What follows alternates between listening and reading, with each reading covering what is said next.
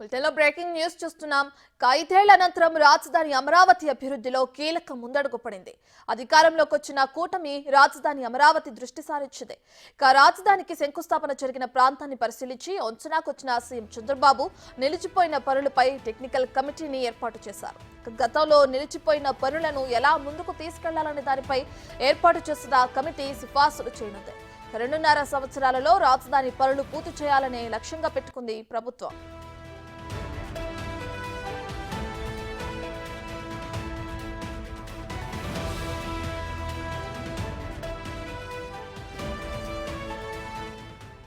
అమరావతి నగరంలో ఉన్న సమస్యలను గుర్తించి సూచనలు చేయాలని కమిటీకి ప్రభుత్వం సూచించింది. ఈ క్రమంలోనే కమిటీని ఏర్పాటు చేస్తూ మున్సిపల్ శాఖ ప్రత్యేక ప్రధాన కార్యదర్శి అనిల్ కుమార్ సింఘాల్ ఉత్తర్వులు జారీ చేశారు. పబ్లిక్ హెల్త్ ఈఎన్సీ చైర్మన్ నేతృత్వంలో మొత్తం 7 అధికారులతో కమిటీని ప్రభుత్వం ఏర్పాటు చేసింది. రాజధాని ప్రాంతంలో మొత్తం 9 అంశాలపై కమిటీ నివేదిక ఇవ్వాల్సి ఉంది. నెల రోజుల్లోగా కమిటీ నివేదిక ఇవ్వాలని ఆదేశాలిచ్చింది. రోడ్లు, డ్రైనేజ్, తాగునీటి సరఫరా కోసం వేసిన పైప్ లైన్, విద్యుత్, కమ్యూనికేషన్ పనులకు జరిగిన నష్టాన్ని కమిటీ అంచనా వేయనుంది. రాజధానిలోని పలు ప్రాంతాల్లో మిగిలిన నిర్మాణ సామగ్రి నాణ్యత పరిశీలించనున్నారు. నిలిచిపోయిన పనులు ఎక్కడి నుంచి ప్రారంభించాలనే దానిపై నిర్దిష్టమైన సూచనలు చేయనున్నారు. మన రాష్ట్రంలో ఆర్థిక పరిస్థితి, ఖజానా ఖాళీ, ఏ డిపార్ట్మెంట్లో కూడా ఒక పైసా లేదు. కంప్లీట్గా ఆర్థిక వ్యవస్థని నాశనం చేశారు.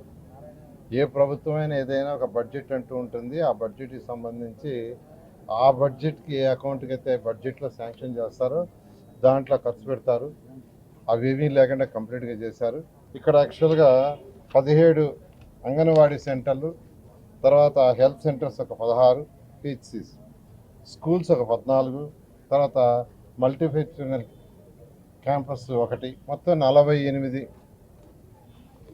టేకప్ చేశారు. అందులో వర్క్ తీసుకుంటే 17 అంగన్వాడీ సెంటర్లు 80% వర్క్ అయింది, 16 హెల్త్ సెంటర్స్ ఒక 70% అయింది, 14 స్కూల్స్ ఒక 60% అయింది, అదేవిధంగా ఈ శ్మశానం అనేది ఒక 50% అయింది.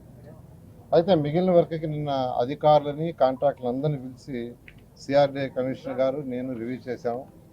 వాళ్ళకి ఇవ్వాల్సిన పెండింగ్స్ ఇచ్చే విధంగా ఏర్పాటు చేశాం. వాళ్ళందరికీ ఒకటే చెప్పి అడిగాను, ఎన్ని రోజుల్లో చేయగలరంటే కొందరు వచ్చి బ్యాలెన్స్ వర్కులు 15 రోజులని 20 రోజులని చెప్పారు. నేను వాళ్ళందరూ కూడా చెప్తున్నాను,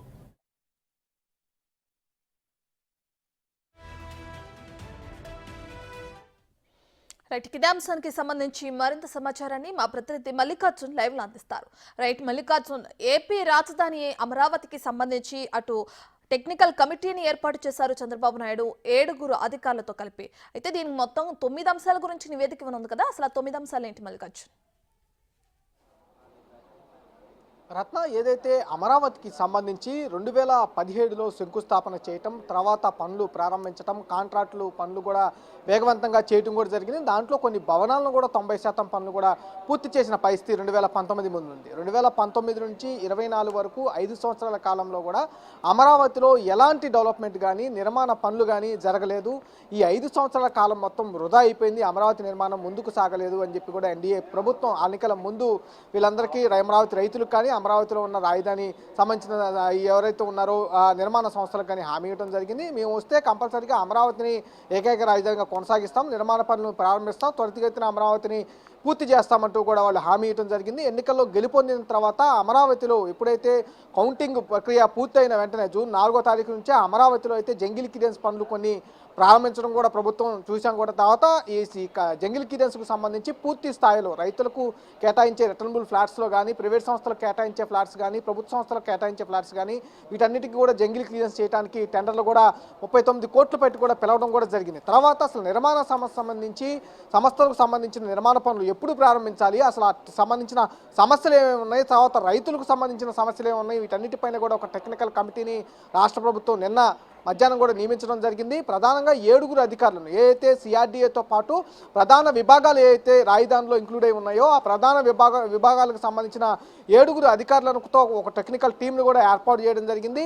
ఈ రోజు కానీ రేపు కానీ ఈ టెక్నికల్ టీము ఫీల్డ్ విజిట్ కూడా చేయబోతా ఉన్నారు. ఏ అయితే నిర్మాణాలు చేపట్టి ఉన్నాయో ఎమ్మెల్యే క్వార్టర్స్ కానీ ఎమ్మెల్సీ క్వార్టర్స్ కానీ అలాగే రాజధానికి సంబంధించి ఏ అయితే ఇన్ఫ్రాస్ట్రక్చర్కి సంబంధించిన మౌలిక సదుపాయాలకు సంబంధించిన ఇవి కానీ రైతులకి కల్పించే ఫ్లాట్లు రిటర్నబుల్ ఫ్లాట్స్కి సంబంధించిన ఫ్లాట్స్ కానీ అంతేకాకుండా ఏ అయితే ప్రభుత్వ కాంప్లెక్స్లు కానీ ఉన్నాయో సెక్రటరియట్ కానీ హెచ్ఓడీస్ కానీ అసెంబ్లీ కానీ హైకోర్టు కానీ ఎన్జిఓ బిల్డింగ్స్ కానీ వీటన్నిటిని కూడా క్షేత్రస్థాయిలో మొత్తం ఈ టెక్నికల్ టీము పరిశీలించబోతా ఉంది. దీనికి సంబంధించి అలాగే ఏ అయితే మౌలిక సదుపాయాల కోసం తీసుకొచ్చిన సామాన్లు ఏవైతే ఉన్నాయో ఇటు రోడ్లు తవ్వేసిన విషయాలు కానీ రోడ్లకు ఇంకా వేయాల్సిన రోడ్లు విషయాలు కానీ మొత్తం కూడా స్థానికంగా స్వయంగా వెళ్ళి వాటన్నిటిని పర్యవేక్షించబోతా ఉన్నారు. వాటిపైన సూచనలు కూడా ఈ కమిటీ చేయబోతా ఉంది. వీళ్ళకి నెల రోజుల పాటు కూడా ఒక డెడ్ లైన్ అనేది విధించడం జరిగింది.